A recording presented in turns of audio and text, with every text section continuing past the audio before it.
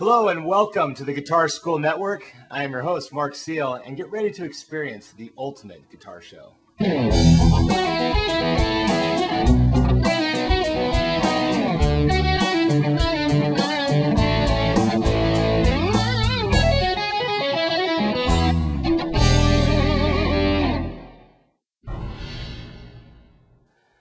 All right, all about technique. And like I said, we're going to be leveling the playing field today. Well, let's make sure we all know what the proper techniques are and how to do each one of them. We're going to start with hammer-ons. What a hammer-on is basically, we take a lower note and we hammer onto the higher note with a separate finger. For example, if we start with our first finger on the 5th fret of the 3rd string, we hit that note with the pick, and then we hammer on to say the 7th fret with our 3rd finger. So we're going from a low note up to a higher note without striking the string again with the pick. What we're going to do with a pull-off would be the same thing but the exact opposite. It'd be from a higher note down to a lower note. 7, for example, pull off to 5. Or 5, pull off to 4. 4, pull off to 2.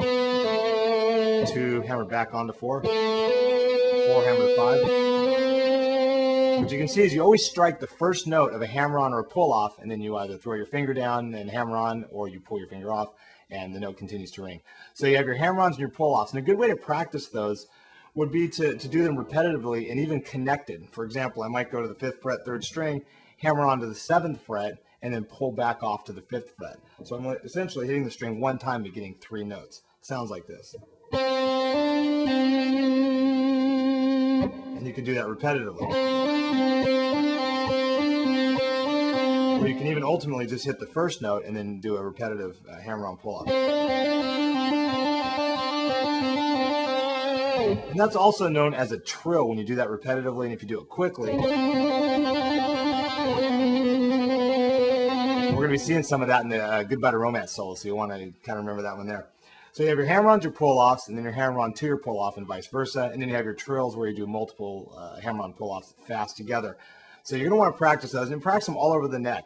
Whenever you practice anything, you basically want to be able to do it pretty much anytime and anywhere with any finger, anywhere on the fingerboard.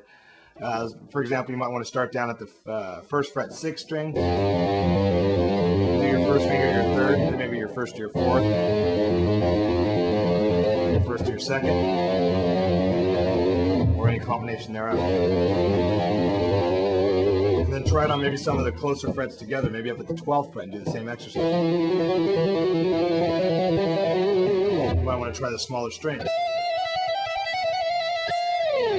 And always remember to try to keep one finger per fret when you're doing those exercises as well. And then if you want to extend that and you're doing bigger stretches, that's all right. But you don't want to use your 3rd finger to cover 4 frets typically, unless you're using your pinky to go further out also.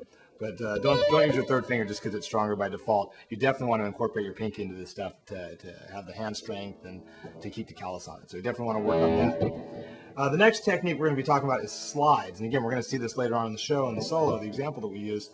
But slides are basically when you hit one note and you slide your finger across the fingerboard to the next note. Now, a slide can be anywhere from the 2nd fret or 1st fret, even open, really, and landing on the string and sliding up or coming back down. You can slide with any finger, any string, and from any note to any note.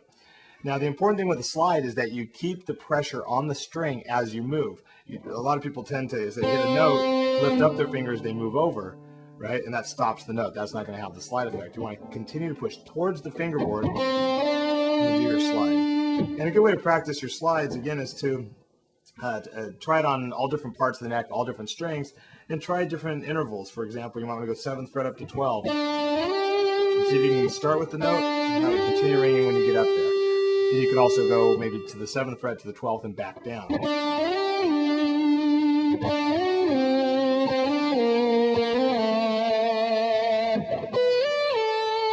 So play around with your slides, different fingers, different frets. And you're going to notice your fingertips are going to get sore. This is one of those times when you're constantly sliding over the string. It's definitely irritating your fingertips. So you will feel it, but that's a good thing because your calluses are going to be getting stronger as well as your hand strength, and you're going to get more and more accurate as you slide.